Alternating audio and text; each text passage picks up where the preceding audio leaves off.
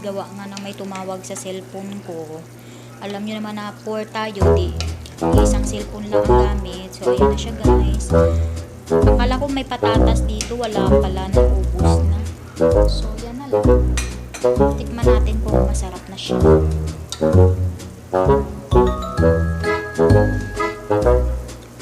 Yan na siya guys. So ayan. So ayan ang aking, instead na repolyo or cabbage ilalagay, so wala kasi dito, so ito na lang yung lettuce.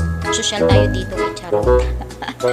So ayan, mamaya guys ilalagay ko na yan siya, okay? So ayan guys, so ready na lang ang tinolang manok. Ayan, yummy yummy. So ayan, tatakpan na natin. Ito naman ang chicken na to, mamaya ilalagay ko ito sa oven. So hindi pa siya done. So ayan guys. So ayan, sana nagustuhan mo ang aking tinolang manok today. Bye bye guys, thank you so much. Ayan guys,